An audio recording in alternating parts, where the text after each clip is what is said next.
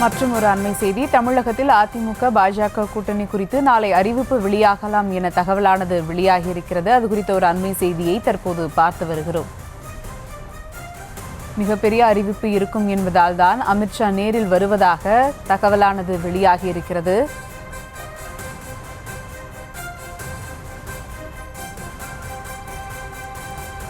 தமிழகத்தில் அதிமுக பாஜக கூட்டணி குறித்து நாளை அறிவிப்பு வெளியாகலாம் என தகவலானது வெளியாகி இருக்கிறது. கூடுதல் விவரங்களோடு இணைகிறார் செய்தியாளர் ராஜேஷ். வணக்கம் ராஜேஷ், விவரங்கள். வணக்கம். அதிமுக பாஜக கூட்டணி நாளைய தினம் இறுதியாகும் என எதிர்பார்க்கப்படுகிறது.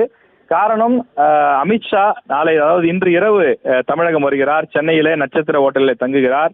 நாளை முழுவதும் அவருக்கு வேறு எந்த பணியும் கிடையாது, முழுக்க முழுக்க மீட்டிங் மட்டுமே என்று காவல்துறை உயர் அதிகாரிகள் தெரிவிக்கிறார்கள். எனவே அவர் வெளியில் குருமூர்த்தி அவர்களை சந்திப்பதற்காக மட்டும் மாலையில் 1 மணி நேரம் செல்கிறார்.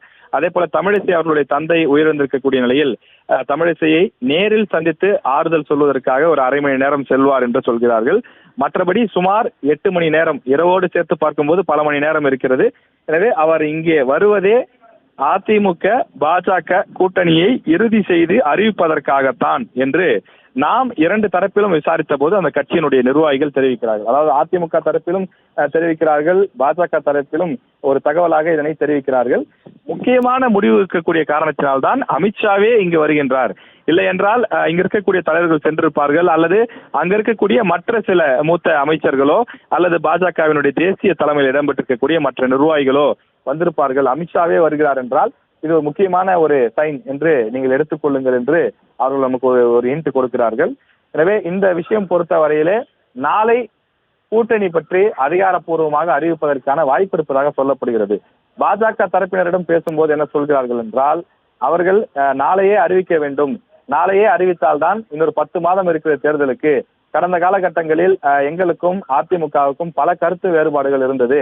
எங்களுடைய தலைவர்கள் அதிமுகவை கடுமையாக விமர்சனம் செய்திருக்கிறார்கள்.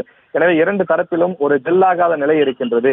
ஆனால் இப்போதே நாங்கள் ஒற்றுமையாகத்தான் இருக்கிறோம், இனி திமுகவை எதிர்க்க வேண்டிய கட்டாயம் இருக்கிறது என்பதையெல்லாம் பற்றி விளக்கி ஒரு செய்தியாளர் சந்திப்பை நடத்திவிட்டால் பிறகு அடிமட்டம் வரை அது சென்று தேர்தலுக்கு முன்பே ஒரு கூட்டணி ஒருங்கிணைந்துவிடும், ஒரு ஜெல்லாகி கிடைமட்டம் வரை, அடிமட்டம் வரை வேலை செய்வார்கள் என்று குறிப்பிடுகிறார்கள்.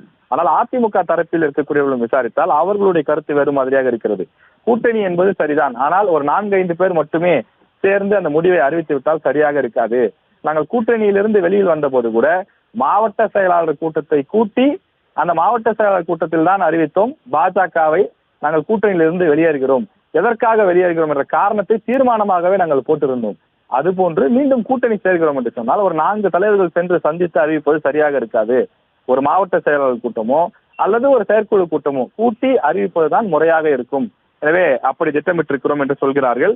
எனவே மீண்டும் தமிழ்நாட்டில் அதிமுக அல்லது தேசிய ஜனநாயக கூட்டணி தலைமையில் ஆட்சி அமைக்க வேண்டும் என 2 தலைவர்களும் 2 கட்சியை சார்ந்தவர்களும் ஒரு புதிய முடிவை எடுத்திருக்கக்கூடிய நிலையில அதற்கு ஏற்ப திட்டங்களை முன்கூட்டியே வகுக்க வேண்டும். தேர்தலுக்கு 1 மாதம் இருக்கும் போது நாம் கூட்டணி அமைத்தால் அது களத்தில் போய் பெரிதாக சேராது. 2 நிர்வாகிகளும் இணைந்து செயல்பட மாட்டார்கள்.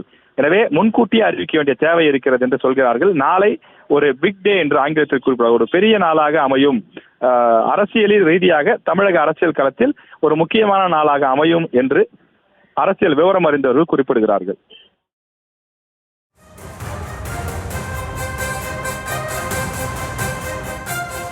விவரங்களுக்கு நன்றி ராஜேஷ்.